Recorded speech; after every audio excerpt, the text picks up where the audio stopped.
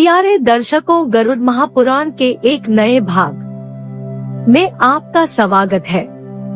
प्यारे दर्शकों से बेनती है कि या तो कथा पूरी देखें या ना देखें। अगर आप आधी कथा देखेंगे या बीच में छोड़ेंगे तो आप पाप के भागीदार होंगे। प्यारे दर्शकों, आप सभी का हमारे चैनल में स्वागत है।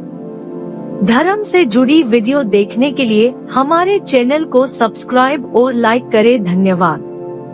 प्यारे दर्शकों, अगर आपने वीडियो का इससे पहला भाग नहीं देखा तो इस चैनल पर जाकर देखें। धन्यवाद। हम यह दुआ करते हैं कि प्यारे दर्शकों के ऊपर श्री हरि कृपा करे। सभी प्रेम से बोलो श्री हरि, श्री हरि, श्री हरि। यम मार्ग के 16 पुरों का वर्णन। श्री भगवान ने कहा है, खगेश इस प्रकार करुण क्रंदन और विलाप करते हुए अत्यधिक दुखित प्रेत को 17 दिन तक अकेले वायुमार्ग में ही यमदूतों के द्वारा निर्दयता पूर्वक खींचा जाता है।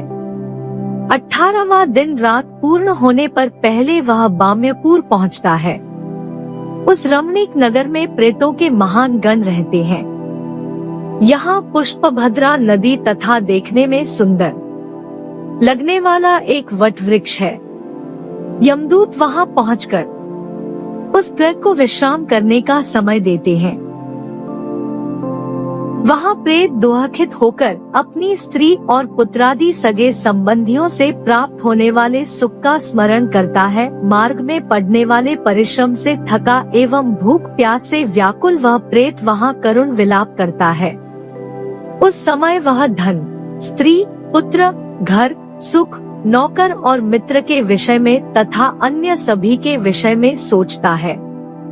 उस नगर में भूख प्यास से पीड़ित उस प्रेत को देखकर यमदूत कहते हैं। यमदूतों ने कहा, हे प्रेत, कहाँ धन है, कहाँ पुत्र है, कहाँ स्त्री है, कहाँ घर है और कहाँ तू इस प्रकार का दुख झेल रहा है। चिरकाल तक अब तू अपने कर्मों से अर्जित पापों का भोग कर और इस महापथ पर चल। हे परलोक के पथिक, तुम जानते हो कि राहगीरों का बल पाथे के वश में है। निश्चित ही तुझे उस मार्ग से चलना होगा जहाँ कुछ क्रय विक्रय करना भी संभव नहीं है। हे पक्षराज, यमदूतों के द्वारा इस प्रकार कहे जाने के बाद वह यमदूतों के द्वारा मुद्गरों से मारा जाता है। तत्पश्चात स्नेहवश अथवा कृपा करके भूलोक में पुत्रों के हाथों से दिए गए मासिक पिंड को वह खाता है। उसके बाद वहाँ से वह सौरपुर के लिए चल देता है। उस नगर में कालरूपधारी जंगम नाम का राजा है। उसको देखकर प्रेत भयभीत हो उठता है और विश्राम करना चाहता है। त्रैपाक्षिक श्राद्ध में दिए गए अन्न और जल का वह उसी नगर में उपभोग करके दिन और रात चलकर सुंदर बसे हुए नगेंद्र वन नामक नगर की ओर जाता है। उस महापथ पर चलते हुए महाभयंकर वन देखकर वह करुण विलाप करता है। वहाँ के कष्टों से दुखित होकर वह बार बार रोता है। 2 मास बिताने के पश्चात वह उस नगर में पहुँचता है। यहाँ वह अपने बंधु बांधवों के द्वारा दिए गए अन्न और जल को खाता पीता है। उसके बाद यमदूत पाश में बांधकर उसे दुख देते हुए पुनः आगे की ओर ले जाते हैं। 3रे मास में वह गंधर्वनगर पहुँच जाता है। 3रे मास में दिए गए श्राद्ध पिंड का यहाँ भक्षण करके 4थे मास में वह शैलागम नामक नगर पहुँचता है। यहाँ प्रेत के ऊपर पत्थरों की वर्षा होती है। वहाँ वह 4थे मास में दिए गए श्राद्ध पिंड को खाकर संतुष्ट होता है। इसके बाद प्रेत 5वें मास में क्रौचपुर जाता है। उस पुर में पुत्रों के द्वारा दिए गए 5वें मास के श्राद्ध के पिंड को खाता है। तदंतर 6ठे मास में प्रेत क्रूरपुर नामक नगर की यात्रा करता है। उस पुर में उठे मास में पुत्रों द्वारा दिए गए श्राद्ध पिंड को खाकर उसकी संतृप्ति होती है, किंतु आधे मुहूर्त भर विश्राम करने के बाद उसका हृदय पुनः दुख से कांपने लगता है। यमदूतों से तर्जित होकर वह प्रेत उस पुर को लांघकर विचित्रवन की ओर प्रस्थान करता है, जहाँ का राजा विचित्र है। यमराज का छोटा भाई सौरी ही यहाँ के राज्य पर शासन करता है। हे पक्षराज, 5 मास और 15 दिन पर ऊनषाणमासिक श्राद्ध होता है। आथा यमदूतों के द्वारा संत्रस्त वह प्रेत उसी विचित्रवन में ऊनषाणमासिक श्राद्ध पिंड का उपभोग करता है। मार्ग में बार बार उसको भूख पीड़ा पहुंचाती है। आथा यमदूतों के द्वारा रोके जाने पर भी वह उस मार्ग में विलाप करता है कि क्या कोई पुत्र या बांधव है जो मेरे मरने पर शोक सागर में गिरते हुए मुझे सुखी नहीं कर रहा है। इसी समय वहाँ पर उसके सामने हजारों मल्लाह आते हैं और कहते हैं कि 100 योजन विस्तृत मवाद और रक्त से पूर्ण नाना प्रकार की मछलियों से व्याप्त नाना पक्षियों से आवृत महावैतरणी नदी को पार करने की इच्छा करने वाले तुम्हें हम लोग सुखपूर्वक तारेंगे। किंतु हे पथिक, यदि उस मर्त्यलोक में तुम्हारे द्वारा गोदान दिया गया है तो उस नाव से तुम पार जाओ। मनुष्यों का अंत समय आने पर वैतरणी गोदान ही हितकारी होता है। आथा शरीर स्वस्थ रहने पर वैतरणी व्रत करना चाहिए और वैतरणी नदी को पार करने की इच्छा से विद्वान ब्राह्मण को गोदान करना चाहिए। वह पापी के समस्त पापों को विनष्ट करके उसे विष्णुलोक ले जाता है। जिसने वैतरणी दान नहीं किया है वह प्रेत उसी नदी में जाकर डूबने लगता है। डूबते हुए स्वयं अपनी निंदा करता हुआ कहता है कि मैंने पाथे हेतु ब्राह्मण को कुछ भी दान नहीं दिया है।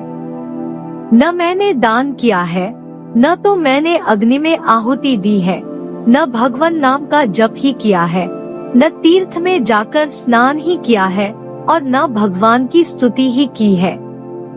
हे मूर्ख, जैसा कर्म तुमने किया है अब वैसा ही भोग कर। ऐसा कहने के बाद यमदूतों से हृदय में मारा जाता हुआ वह प्रेत उसी समय किंकर्तव्य विमूढ़ हो जाता है और वैतरणी के दूसरे तट पर दिए गए षाण्मासिक श्राद्ध के घटाधिक दान एवं पिंड का भोजन करके आगे की ओर बढ़ता है। आथा हे तार्क्ष, षाण्मासिक श्राद्ध पर सत्पात्र ब्राह्मण को विशेष रूप से भोजन कराना चाहिए। हे गरुड़, इसके बाद वह प्रेत एक दिन रात में 247 योजन की गति से चलता है। 7वां मास आने पर वह बहनापद नामक पुर में पहुंचता है। 7वें मासिक श्राद्ध में जो कुछ दान दिया गया है उसको खाकर 8वें मास को समाप्ति पर उसकी यात्रा दोहखतपुर तथा नाना क्रंदनपुर की ओर होती है। अत्यंत दारुण क्रंदन करते हुए नाना क्रंद गणों को देखकर वह प्रेत स्वयं शून्य हृदय एवं दोहखित होकर बहुत जोर जोर से रोने लगता है। वहाँ 8वें मास के श्राद्ध को खाकर वह सुखी होता है। नगर को छोड़कर वह तपपुर चला जाता है। सुतस्वन में पहुंचकर प्रेत 9वें मास के श्राद्ध में पुत्र के द्वारा किए गए पिंडदान एवं कराए गए ब्राह्मण भोजन को खाता है। 10वें मास में वह रौद्रन डर जाता है। वहाँ वह 10वें मास के श्राद्ध का भोजन करके आगे स्थित पयोवर्षण नामक पुर के लिए चल देता है। वहाँ पहुंचकर वह 11वें मास के श्राद्ध का भोजन करता है। वहाँ मेघों की ऐसी जलवर्षा होती है जिससे प्रेत को बहुत ही कष्ट होता है। तदंतर आगे की ओर बढ़ता हुआ वह प्रेत अत्यंत कड़कती हुई धूप और प्यास से व्यथित हो उठता है।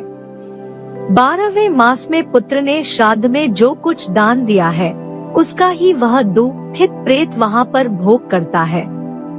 इसके बाद वर्ष समाप्ति के कुछ दिन शेष रहने पर अथवा 11 मास 15 दिन बीत जाने पर वह शीताढ़पुर जाता है, जहाँ प्राणियों को अत्यंत कष्ट देने वाली ठंडक पड़ती है। वहाँ की ठंडी से व्यथित, भूख से व्याकुल वह प्रेत इस आशारी दृष्टि से 10 दिशाओं को देखने लगता है कि क्या मेरा कोई बंधु बांधव है जो मेरे इस दोह को दूर कर दे। उस समय यमदूत उस प्रेत से यह कहते हैं कि तेरा पुण्य वैसा कहा है जो इस कष्ट में सहायता कर सके। उनके उस वचन को सुनकर वह प्रेत हाय देव ऐसा कहता है, निश्चित ही पूर्व जन्म में किया गया पुण्य दैव है, उसको मैंने संचित नहीं किया है। ऐसा मन ही मन अनेक प्रकार से विचार करके वह प्रेत पुनः धैर्य का सहारा लेता है। इसके बाद वहां से 44 योजन परिक्षेत्र में फैला हुआ गंधर्व और अप्सराओं से परिव्याप्त अत्यंत मनोरम बहुधर्म भीतिपुर पड़ता है, जहां 84 लाख मूर्त एवं अमूर्त प्राणी निवास करते हैं। इस पुर में 13 प्रतिहार है, जो ब्रह्मा जी के पुत्र हैं और श्रवण कहलाते हैं। वे प्राणियों की शुभाशुभ कर्म का बार बार विचार करके उसका वर्णन करते हैं। मनुष्य जो कहते और करते हैं, उन सभी बातों को ये ही ब्रह्मा जी के पुत्र श्रवण देव चित्रगुप्त तथा यमराज से बताते हैं। वे दूर से ही सब कुछ सुनने और देखने में समर्थ है। इस प्रकार की चेष्टा वाले एवं स्वर्गलोक और भूलोक तथा पाताल में संचरण करने वाले वे श्रवण 8 है। उन्हीं के समान उनकी पृथक पृथक श्रवणी नामक उग्र पत्नियां हैं। पृथक पृथक उनकी भी शक्ति वैसी ही है जैसी उनके पतियों की है। वे मर्त्यलोक के अधिकारी के रूप में हैं। व्रत, दान, स्तुति से जो उनकी पूजा करता है, उसके लिए वे सौम्य और सुखद मृत्यु देने वाले हो जाते हैं। समस्त शुभाशुभ कर्मों के साक्षी ब्रह्मा के पुत्र श्रवण देवों का स्वरूप। श्री गुरु ने कहा, हे देव, यह एक संदेह मेरे हृदय को बाधित कर रहा है कि श्रवण किसके पुत्र हैं? यमलोक में वे किस प्रकार से रहते हैं? हे प्रभु, किस शक्ति के प्रभाव से वे मानव कर्म को जान लेते हैं? वे कैसे किसी बात को सुन लेते हैं? उनको यह ज्ञान किससे प्राप्त हुआ है? हे देवेश्वर, उन्हें भोजन कहाँ से प्राप्त होता है? आप प्रसन्न होकर मेरे इस समस्त संदेह को नष्ट करें। पक्षीराज गरुड़ के इस कथन को सुनकर भगवान श्री कृष्ण बोले। श्री कृष्ण ने कहा, हे ताक्षण, सभी प्राणियों को सुख देने वाले मेरे इस वचन को तुम सुनो। श्रवण से संबंधित उन समस्त बातों को तुम्हें मैं बताऊंगा। प्राचीन काल में जब समस्त स्थावर जंगमात्मक सृष्टि एकाकार हो गई थी और मैं समस्त सृष्टि को आत्मलीन करके क्षीर सागर में सो रहा था, उस समय मेरे नाभिकमल पर स्थित ब्रह्मा ने बहुत वर्षों तक तपस्या की। उन्होंने एकाकार उस सृष्टि को 4 प्रकार के प्राणियों में विभक्त किया। तदंतर ब्रह्मा से ही बनी सृष्टि के पालन का भार विष्णु ने स्वीकार किया। तत्पश्चात ब्रह्मा के द्वारा संहार मूर्ति रुद्र का निर्माण हुआ। उसके बाद समस्त चराचर जगत प्रवाहित होने वाले वायु, अत्यंत तेजस्वी सूर्य तथा चित्रगुप्त के साथ धर्मराज की सृष्टि हुई। इन सभी की रचना करके ब्रह्मा पुनः तपस्या में निमग्न हो गए। विष्णु के नाभि पंकज में तपस्या करते हुए उनको बहुत वर्ष बीत गए। वहीं पर लोक सृष्टि में लगे हुए ब्रह्मा ने कहा कि जिन लोगों की उत्पत्ति पहले हुई है, उन सभी को अपनी योग्यता के अनुसार कर्म में लग जाना चाहिए। अतः रुद्र, विष्णु तथा धर्म पृथ्वी के शासन कार्य में लग गए।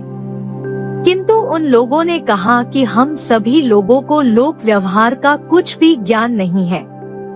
इस संबंध में आप ही कुछ बताएं। इस विषय में चिंतित होकर सभी देवताओं ने उस समय परस्पर विचार विमर्श किया। तत्पश्चात देवताओं ने हाथ में पत्र पुष्प लेकर ब्रह्मा मंत्र का ध्यान किया। उसके बाद देवताओं की प्रेरणा से ब्रह्मा ने अत्यंत तेजस्वी एवं बड़े बड़े नेत्रों वाले 12 पुत्रों को जन्म दिया। इस संसार में जो कोई जैसा भी शुभ या अशुभ बोलता है, उसे वे अत्यंत शीघ्र ब्रह्मा के कानों तक पहुंचाते हैं। हे पक्षिण, दूर से ही सुनने एवं दूर से ही देख लेने का विशेष ज्ञान उन्हें प्राप्त है। चूँकि वे सब कुछ सुन लेते हैं, उसी के कारण उन्हें श्रवण कहा गया है। वे आकाश में रहकर प्राणियों की जो भी चेष्टा होती है, उसको जानकर धर्मराज के सामने मृत्यु काल के अवसर पर कहते हैं। उनके द्वारा प्राणियों के धर्म, अर्थ, काम और मोक्ष इन चारों को विवेचना उस समय धर्मराज से की जाती है। हे वैन्ते, संसार में धर्म, अर्थ, काम और मोक्ष ये 4 मार्ग हैं। जो उत्तम प्रकृति वाले प्राणी हैं, वे धर्म मार्ग से चलते हैं। जो अर्थ अर्थात धन धान्य का दान करने वाले प्राणी हैं, वे विमान से परलोक जाते हैं। जो प्राणी अभिलषित याचक की इच्छा को संतुष्ट करने वाले हैं, वे अश्वों पर सवार होकर प्रस्थान करते हैं। जो प्राणी मोक्ष की आकांक्षा रखते हैं, वे हंसयुक्त विमान से परलोक को जाते हैं। इनके अतिरिक्त प्राणी जो धर्मादि पुरुषार्थ चतुष्टय से हीन है, वह पैदल ही कांटों तथा पत्थरों के बीच से कष्ट झेलता हुआ असिपत्रवन में जाता है। हे पक्षराज, इस मनुष्यलोक में जो कोई भी पकवान न वर्धनी और जलपात्र के द्वारा मेरे सहित इन श्रवण देवों की पूजा करता है, उसको मैं वह प्रदान करता हूँ जिसकी प्राप्ति देवताओं के लिए भी दुर्लभ है। भक्ति पूर्वक शुभ एवं पवित्र 11 ब्राह्मण तथा 12वें सपत्नीक ब्राह्मण को भोजन कराकर मेरी प्रसन्नता के लिए पूजा करनी चाहिए। ऐसा मनुष्य सभी देवताओं से पूजित होकर सुख प्राप्त करता है। उनकी पूजा से मैं और चित्रगुप्त के सहित धर्मराज प्रसन्न होते हैं। उन्हीं की संतुष्टि से धर्मप्रायण लोग मेरे विष्णुलोक को प्राप्त करते हैं। हे खगेश्वर, जो प्राणी इन श्रवण देवों के महात्म्य, उत्पत्ति और शुभ चेष्टाओं को सुनता है, वह पाप से संलिप्त नहीं होता है। वह इस लोक में सुख भोग कर स्वर्ग में महत्वपूर्ण स्थान प्राप्त करता है। विविध दानादि कम का फल प्रेत को प्राप्त होना, पद्दान का महात्म्य, जीव को अवान्तर देह की प्राप्ति का क्रम। श्री कृष्ण ने कहा, हे पक्षिण, इन श्रवण देवों के वचनों को सुनकर चित्रगुप्त पुनः क्षण भर स्वयं ध्यान करके मनुष्य जो कुछ भी दिन रात पाप पुण्य करते हैं, उन्हें धर्मराज से निवेदन करते हैं। हे ताक्षय, मनुष्य वाणी, शरीर और मन से जो शुभाशुभ कर्म करता है, उन सबका वह भोग भी करता है। इस प्रकार मैंने तुम्हें प्रेतमार्ग का निर्णय सुना दिया। मृत्यु के पश्चात प्रेत कहाँ रुकते हैं, उन सभी स्थानों का भी वर्णन तुमसे कर दिया। जो मनुष्य यह सब समझकर अन्नदान तथा दीपदान करता है, वह उस महामार्ग में सुखपूर्वक गमन करता है। जो दीपदान करते हैं, वे कुत्तों से परिव्यास लक्ष्यहीन मार्ग में पूर्ण प्रकाश के साथ गमन करते हैं। कार्तिक मास में कृष्ण पक्ष को चतुर्दशी तिथि को रात्रि में किया गया दीपदान प्राणियों के लिए सुखकारी होता है। अब मैं संक्षेप में तुम्हें प्राणियों के यममार्ग के निस्तार का उपाय बताऊंगा। हे गरुड़, वृषोत्सर्ग के पुण्य से मनुष्य पितृलोक को जाता है। एकादशा में पिंडदान से देह शुद्धि होती है। जल से परिपूर्ण घड़े का दान करने से यमदूत संतुष्ट होते हैं। उस दिन शय्यादान करने से मनुष्य विमान पर चढ़कर स्वर्गलोक को जाता है। विशेषतः द्वादशा के दिन सभी प्रकार का दान देना चाहिए और 13 पद्दान के लिए विहित श्रेष्ठ वस्तुओं को द्वादशा के दिन अथवा जो जीवित रहते हुए अपने कल्याण के निमित्त दान देता है, वह उसी के सहारे महामार्ग में सुखपूर्वक गमन करता है। हे खगराज, उस यममार्ग में सर्वत्र एक जैसा ही व्यवहार होता है। उत्तम, मध्यम और अधमरूप में किसी भी प्रकार का वर्गीकरण वहाँ वर्जित है। जिसका भाग्य जैसा होता है, उसको उस मार्ग में वैसा ही भोग प्राप्त होता है। प्राणी स्वयं अपने लिए स्वस्थ चित्त से श्रद्धा पूर्वक जो कुछ दान देता है, उसको वहाँ पर प्राप्त करता है। मरने पर जो बंधु बांधवों के द्वारा उसके लिए दिया जाता है, आश्रय ले करके वह सुखी होता है। गरुड़ ने कहा, हे देवेश, 13 पद्दान किस लिए करना चाहिए? यह दान किसे देना चाहिए? यह सब यथोचित रूप से मुझे बताएं। श्री भगवान ने कहा, हे पक्षराज, छत्र पादुका। जिसका भाग्य जैसा होता है उसको उस मार्ग में वैसा ही भोग प्राप्त होता है। प्राणी स्वयं अपने लिए स्वस्थ चित्त से श्रद्धा पूर्वक जो कुछ दान देता है उसको वहाँ पर प्राप्त करता है। मरने पर जो बंधु बांधवों के द्वारा उसके लिए दिया जाता है उसका वस्त्र, मुद्रिका, कमंडलू, आसन और भोजन पात्र ये 7 प्रकार के पद माने गए हैं। पूर्व वर्णित महाप में जो महाभयंकर रौद्र नामक आतप धूप है उसके द्वारा मनुष्य जलता है। छत्र का दान देने से प्रेत को तुष्टि देने वाली शीतल छाया प्राप्त होती है। पादुका दान देने से मृत प्राणी अश्वारूढ़ होकर घोर असिपत्रवन को निश्चित ही पार कर जाते हैं। मृत प्राणी के उद्देश्य से ब्राह्मण को आसन और भोजन देकर स्वागत करने पर प्रेत महाप में धीरे धीरे चलता हुआ उस दान दिए गए अन्न को सुखपूर्वक ग्रहण करता है। कमंडलू का दान देने से प्राणी उस यमलोक के महाप में फैले हुए बहुत धूप वाले, वायुरहित और जलहीन मार्ग में निश्चित ही यथेच्छ जल एवं वायु प्राप्त कर सुखपूर्वक गमन करता है। मृतक उद्देश्य से जो व्यक्ति जलपूर्ण कमंडलू का दान करता है उसको निश्चित ही 1000 पौसलों के दान का फल प्राप्त होता है। उदारता पूर्वक वस्त्र का दान देने से प्रेतात्मा को महाक्रोधी काले और पीले वर्ण वाले अत्यंत भयंकर यमदूत कष्ट नहीं देते हैं। मुद्रिका दान देने से उस महाप में अस्त्र शस्त्र से युक्त दौड़ते हुए यमदूत दिखाई नहीं देते हैं। पात्र, आसन, कच्चा अन्न, भोजन, घृत तथा यज्ञोपवीत के दान से पददान की पूर्णता होती है। यम मार्ग में जाता हुआ भूख प्यास से व्याकुल एवं थका हुआ प्रेत भैंस के दूध का दान करने से निश्चित ही सुख का अनुभव करता है।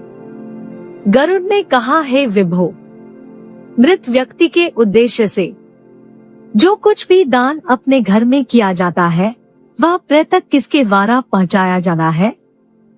श्री भगवान ने कहा, हे पक्षिण, सर्वप्रथम वरुण दान को ग्रहण करते हैं, उसके बाद वे उस दान को मेरे हाथ में दे देते हैं। मैं सूर्य देव के हाथों में सौंप देता हूँ और सूर्य देव से वह प्रेत उस दान को लेकर सुख का अनुभव करता है।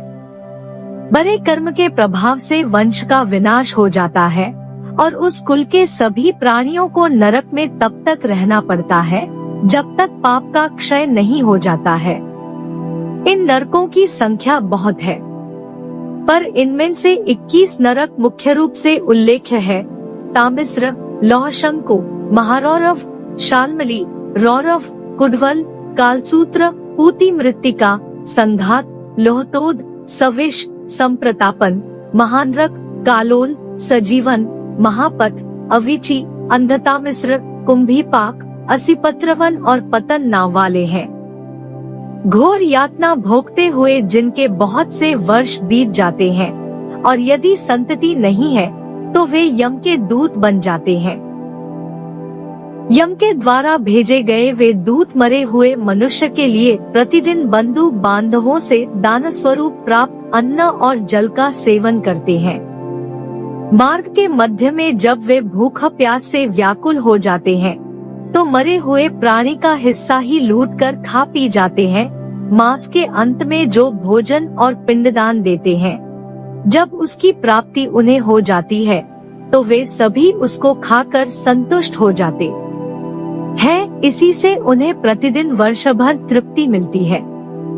इस प्रकार किए गए पुण्य के प्रभाव से प्रेत सौरपुर की यात्रा करता है।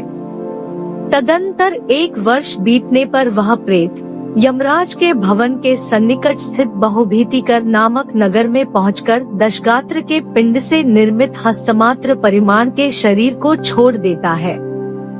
जिस प्रकार राम को देखकर परशुराम का तेज उनके शरीर से निकलकर राम में प्रविष्ट हो गया था, उसी प्रकार कर्मज शरीर का आश्रय लेकर वह पूर्व शरीर का परित्याग कर देता है।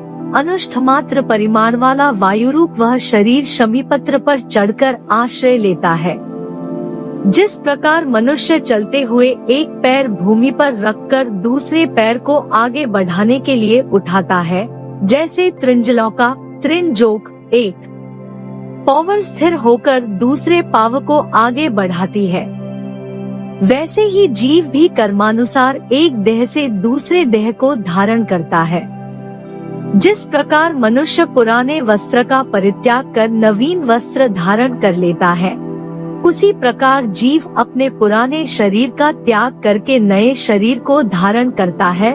व्रजन तिष्ठन् पदैकिन यथैवैकिन गच्छति यथा त्रिंजलौके देहि कर्मानुगोवशा वासांसि जीर्णानि यथा विहाय नवानि गृह्णाति नरोप्राणि तथा शरीराणि विहाय जीर्णा न्यन्यानि संयाति नवानि देहि।